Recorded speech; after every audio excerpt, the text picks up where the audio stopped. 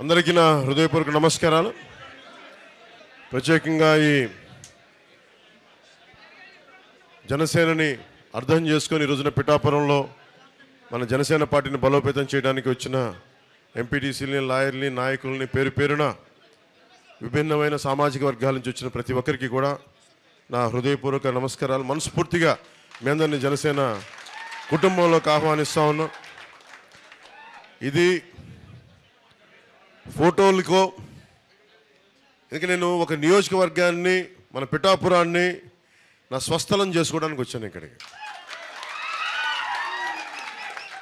నా కోరిక ఈరోజు పొద్దున వచ్చేటప్పుడు అనుకుంటా ఉన్నా, మన జనాభా 2 లక్షల పైచిలకు కుదిరితే నేను ఈ రానున్న కొద్ది కాలంలో కూడా ప్రతి ఒక్కరితోటి ఫోటో తీయించుకోవాలనేది నా కోరిక. కాకపోతే అది ఒక్క రోజులో అవ్వదు కాబట్టి తీసుకున్న వాళ్ళని నేను కూర్చోబెట్టి ఉదయకి పొద్దునే చెప్దాం అనుకుంటున్నా. మన కమిటీ కూడా ఈ కొద్ది సంవత్సరాల్లో లేదు, ఇక్కడ కూర్చొని పాప మీరు అందరూ నలిగిపోతారు, మీరు రావాలని ఉంది కానీ మీరు రాలేకపోతున్నారు. నేను కనీసం రోజుకి ఒక 200 మందికి పిలిచి నేను ఫొటోస్ ఇస్తాను. నేను కాకపోతే అంటే ఎందుకు మనకేంటి కొన్ని ప్రోటోకాల్స్ పాటించకపోతే ఏమైపోద్ది అంటే, చాలామంది కొంతమంది ఈ కిరాయి మూకలు ఏం చేస్తారంటే, ఎక్కువ మంది వచ్చినప్పుడు సన్న బ్లేడ్లు తీసుకొచ్చి కట్ చేస్తూ ఉన్నారు సెక్యూరిటీ వాళ్ళని కూడా, నన్ను కూడా. మన ఇక్కడ కూడా జరిగింది. అందువల్ల ఏంటంటే కొంచెం ఇలాంటి పరిస్థితుల్లో మీకు మన ప్రత్యర్థి పార్టీ పన్నాగాలు తెలుసు కాబట్టి, అందుకని కొంచెం స్ట్రీమ్ లైన్ ఉంటే మనం చేసుకోవడానికి బాగుంటుంది. సో నేను పిఠాపురంలో ఇప్పుడే కాదు, రేపు పొద్దున మీరు భారీ మెజారిటీ ఎమ్మెల్యేగా గెలిపించాను. నేను ఒకటి అనుకున్నా, రోజువారీ కార్యక్రమంలో ప్రతి మండలం, ప్రతి గ్రామంలో కూడా మన ఎవరైతే ఉన్నారో అందరికీ నాకు ఫోటోలు ఇవ్వడానికి నేను సంసిద్ధంగా ఉన్నాను. ఎందుకంటే ఇది ఏదో సడన్గా వచ్చి వెళ్ళిపోవడానికి కాదు, నేను మనస్ఫూర్తిగా చెప్తున్నాను. శ్రీపాద శ్రీవల్లభుడి సాక్షిగా, మన బంగారు పాపమ్మ దర్గా సాక్షిగా, ఆంధ్ర బాప్టిస్ట్ చర్చ్ సాక్షిగా చెప్తున్నాను. నేను ఇక్కడ ఉండి ఇది మన స్వస్థలం చేసుకొని అందరికీ సాధ్యమైనంత మేరకు కొంచెం మన అందరం ఒక నియంత్రణ పాటిస్తే, నియమాలు పాటిస్తే అందరికీ అందుబాటులో ఉంటాను, చేస్తాను, పని చేస్తాను. సో నాకు కావాల్సిందల్లా నేను ఫస్ట్ టైం నేను మొన్న పార్టీలో మన సెంట్రల్ హాల్లో చెప్పాను, మన పార్టీ కేంద్ర కార్యాలయంలో. నేను ఎప్పుడు ఎవరిని అభ్యర్థించను. నేను ఎందుకంటే నాకు నిజంగా అవసరం లేదు. ఎప్పుడు నేను అభ్యర్థించేది ఒక భగవంతుని అభ్యర్థిస్తాను. నాకు నిజంగా కష్టాలు ఉన్నప్పుడు తల్లో తండ్రి నాకు హెల్ప్ చేయని భగవంతుని కోరుకుంటాను, అంతే. చేయి చాచి అడుగుతాను భగవంతుని. మళ్ళీ అలాగే నేను ఈరోజు 2 సార్లు కోరుకున్నాను భగవంతుని. ఎప్పుడు భగవంతుని కూడా నా కోసం ఎప్పుడు కోరుకోను. వరుసగా నా సినిమాలు సరిగ్గా నచ్చట్లేదని చెప్పి ఎక్కడ తెలంగాణ మహబూబ్ నగర్ జిల్లా నుంచి ఒక్క అభిమాని వచ్చి అన్న, ఒక హిట్ అన్న, నీకు హిట్ లేదు, మేము చచ్చిపోతాం, రోడ్ల మీద తిరగలేకపోతున్నాం అన్న. అప్పుడు ఒక్కసారి కోరుకున్నా భగవంతుని, నా కోసం కాదు కానీ తండ్రి, నా అభిమానుల కోసం ఒక హిట్ ఇవ్వ, నేను చచ్చిపోతాను, వీళ్ళ ప్రేమను భరించలేకపోతున్నాను అనుకున్నాను. అలాగే భీమవరంలో ఓడిపోయిన తర్వాత మన వాళ్ళందరూ నలిగిపోతుందని అడిగాను, తండ్రి ఒక్కసారి ఆ గెలిపించే విజయం అంటే ఒకసారి చూపించావు, మా వాళ్ళు చంపేస్తాను నన్ను అనుకుంటే, ఆ అడిగినందుకు కోరికగా పిఠాపురం నన్ను పిలిచింది. పిఠాపురం అందుకని చెప్తాను, నేను రుణగ్రస్తుడిని. పిఠాపురానికి నేను రుణగ్రస్తుడిని. సో అందుకని నేను ఇక్కడ చెప్తున్నా, ఏదో ఒక గ్రామంలో ఇల్లు తీసుకుంటాను. ఏ గ్రామంలో 54 గ్రామాలు ఎక్కడ ఉండాలి, ఏ మండలంలో ఉండాలని ఎత్తుకుతున్నా.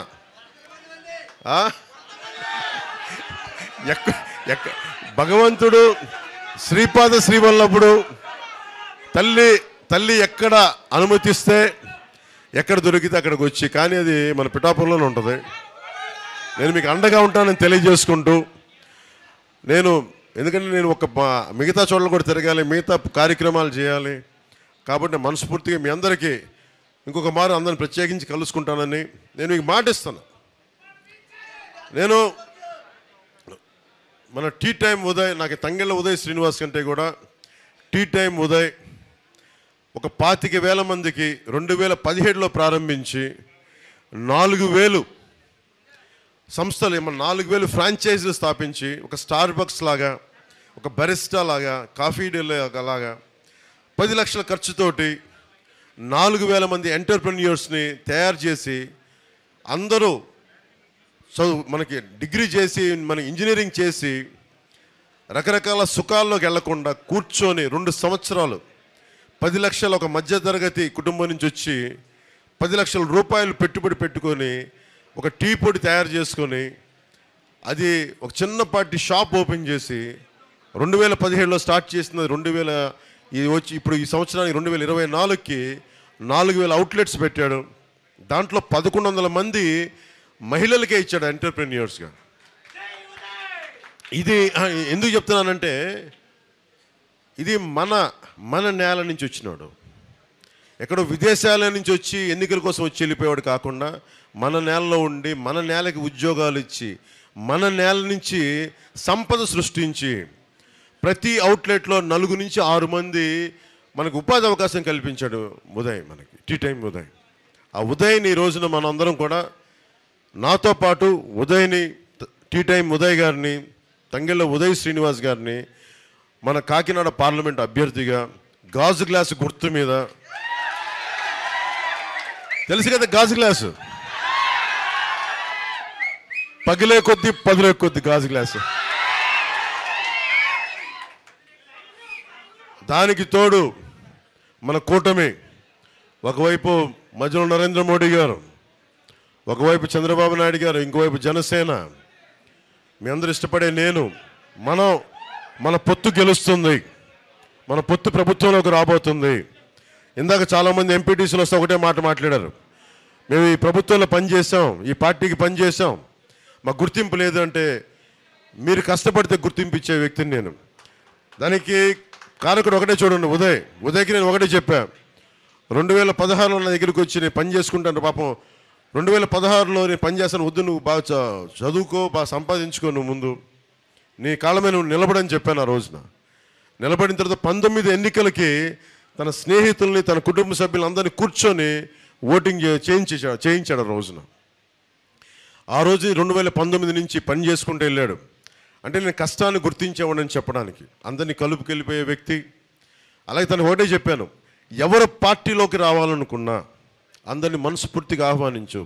ఆ పరిస్థితిలో నీకు కూడా సీట్ లేకపోయినా సరైన సమర్థుడుంటే అతనికి ఎమ్మెల్యే, అతనికి స్థానాలు ఇచ్చి కావాలంటే వెనక్కి వెళ్ళంటే నేను మీరు ఇచ్చే సూచనలు శిరసా మనకి మనసా వాచ నేను పాటిస్తానని చెప్పి నిలబడితేనే ఈ రోజున తను కోరుకోకుండా ఈ రోజున కాకినాడ ఎంపీ పార్లమెంట్కి టీ టైం ఉదయ్, తంగెళ్ళ ఉదయ్ శ్రీనివాస్ గారిని నేను నిలబెడతా ఉన్నాను.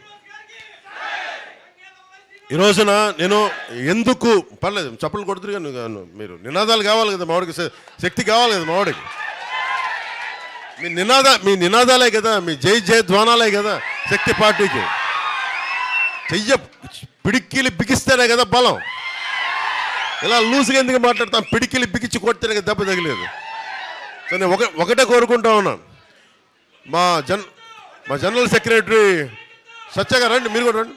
మీరు ఈరోజు ఉదయ్కి కొడుతున్న నినాదాలు నేను ఇదే కోరుకున్నా. భవిష్యత్తులో పవన్ కళ్యాణ్ ఒక్కడి నాయకుడు కాదు, 25 సంవత్సరాలు నేను కూడా నాయకుడిని చేస్తాను. 25 సంవత్సరాలు నా తరం అయిపోయిన తర్వాత కొత్త నాయకులు రావాలని ఇప్పటి నుంచే తయారు చేసుకోవాలి. ఒక 25 సంవత్సరాల చెట్టు పంట ఇస్తుంది, అక్కడ ఉన్న కొబ్బరి చెట్టు కొబ్బరి బొండాలు ఇస్తుంటే ఎప్పుడో ఒక 12-15 సంవత్సరాల క్రితం వేసే తప్ప ఈరోజు చేతికి పంట రాదు. అలాగే ఈ రోజున నాయకులు నిలబెడితేనే తప్ప రేపొద్దున మనకి నిలబడే నాయకులు రారు. అందుకని భవిష్యత్తులో మీ అందరి నుంచి బలమైన నాయకుల్ని వార్డు స్థాయిల్లో, మనకి మున్సిపాలిటీ స్థాయిల్లో, మండల స్థాయిల్లో, నియోజకవర్గ స్థాయిలో, రాష్ట్ర స్థాయిల్లో, దేశ స్థాయిల్లో కూడా జనసేన బలమైన నాయకుల్ని తయారు చేస్తుంది. దానికి నిదర్శనమే ఈ రోజున మన టీ టైం ఉదయ్ శ్రీనివాస్ గారు. అలాగే పర్లేదు ఈరోజు ఉదయ్ కదా కాదు కష్టపడి, నేను నిజంగా చెప్తున్నా, ఉదయ్కి సంవత్సరం కూడా అవల బాధ్యత అప్పచెప్పి ఇంత బలోపేతం చేశాడు పార్టీని. అందరినీ కలుపుకెళ్ళాడు, మన నాయకులందరినీ కలుపుకెళ్ళాడు. మన కోసం పనిచేసిన, పార్టీ కోసం పనిచేసిన దాదాపు 10 మంది పైగా నాయకులు రేపొద్దు నేను సత్కరించబోతున్నాను, వారిని గుర్తించబోతున్నాను. వారి సేవల్ని నేను గుర్తించి అందరికీ తెలియజేస్తాను.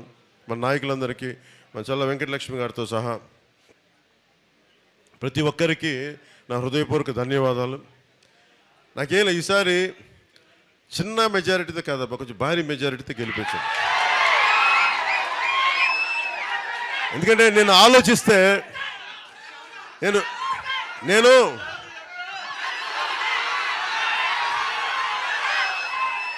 కొంతమంది ఈ రోజున పొద్దున్న అలాగే విను పొద్దున్నే అడుగుతా ఉన్నారు, పొద్దున్నే అడుగుతూ ఉన్నారు, పొద్దున్న ఎవరు చెప్తా ఉన్నారు, మరీ అంత లక్ష్య ఆశించడం దుర్మార్గం, అంత ఆశించకండి అంటున్నారు. మీరు అంటే నేను కోరుకుంటుంది ఏంటంటే, అంతేనంట, నేను కోరుకుంటుంది ఒకటే, నా జీవితంలో విజయాలు చాలా తక్కువ చూశాను. ఎప్పుడు అపజయంలో ఎదుగుతూ వచ్చాను. సినిమాలు ఫ్లాప్ అవుతుంటే హీరోయిన్ అయ్యాను నేను. అందుకే హరీష్ శంకర్ ఉస్తాద్ భగత్ సింగ్ ఒకటే అడిగాడు, మీరు ఎప్పుడు గెలుపులో ఎదగడం కంటే కూడా మీరు ఓడిపోయే కొద్దీ ఎదుగుతారు మీరు. అలాగే మా గ్లాసు నేను అడిగా, ఎందుకే అలాంటి డైలాగులు రాయనంటే, మీకు తెలియదు సార్, మాకు బాధలు మాకున్నాయి, నన్ను చంపేస్తారు మా అభిమానులు అందరూ, మా వాళ్ళంతా. ఒకటే చెప్పాడు, పగిలే కొద్దీ పదునే కొద్ది. అలాగా ఎగ్జాక్ట్లీ అదే చెప్పాలనుకుంటా. వైసీపీకి ఏంటి అలవాటు చేసుకుందాం. ఫస్ట్ చెప్పండి, వైసీపీ ఏంటి, వైసీపీ ఏంటి, వైసీపీ ఏంటి, జనసేన ఏంటి. జై జనసేన, జై హింద్.